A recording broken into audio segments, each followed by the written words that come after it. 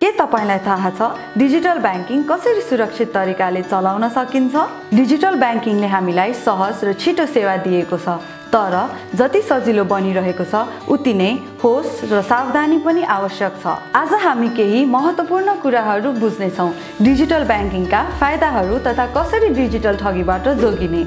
Digital ब्याङ्किङका फाइदाहरू: 24 घण्टा banking सेवा प्राप्त हुने, खाताको विवरण जाँच गर्न सकिने, सुविधाजनक र कम खर्चिलो, सुरक्षित, सामान तथा सेवाहरू खरिदको भुक्तानी गर्न सकिने, नगद बोक्नुपर्ने झन्झट नहुने र तुरुन्तै रकमान्तर गर्न सकिने।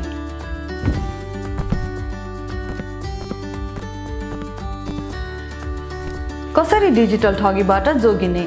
पहिलो, कुनै पनि ओटिपी, पासवर्ड, पिन वा व्यक्तिगत जानकारीहरू अरू कसैसँग कहिल्यै नबाड्नुहोस्। ब्याङ्कको नाममा आएको फोन वा मेसेजमा पनि यस्ता जानकारी नदिनुहोस्। दोस्रो, जुन पायो त्यही अनजान लिङ्कमा क्लिक नगर्नुहोस्। नक्कली वेबसाइट मार्फत तपाईको डेटा चोर्ने प्रयास हुन सक्छ। तेस्रो, बलियो पासवर्ड प्रयोग गर्नुहोस्, जस्तै अल्फाबेट, स्पेशल क्यारेक्टर, नम्बर आदि मिलाएर र हरेक 3 महिनामा पासवर्ड परिवर्तन गर्न नबिर्सिनुहोस्। चौथो, जथाभावी जुन पायो त्यही क्युआर स्क्यान गरी भुक्तानी नगर्नुहोस्। व्यावसायिक कारोबारमा व्यावसायिक क्युआर मात्र स्क्यान गर्नुहोस्, नत्र रकम फस्ने डर हुन्छ।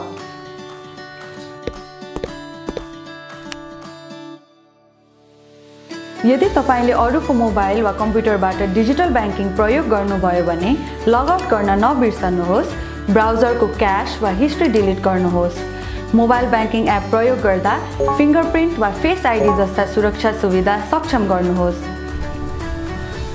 सार्वजनिक वाइफाई प्रयोग गरेर ब्याङ्किङ नगर्नुहोस्, सुरक्षा जोखिम उच्च हुन्छ। अनि तपाईलाई शङ्का लाग्ने खालको मेसेज, फोन वा आफ्नो खातामा लेनदेन देखिन्छ, तुरुन्तै आफ्नो ब्याङ्कसँग सम्पर्क गर्नुहोस्। डिजिटल ब्याङ्किङ सुरक्षित छ यदि तपाईँ सजग हुनुहुन्छ भने। सजग बनाऊ, सुरक्षित रहौं।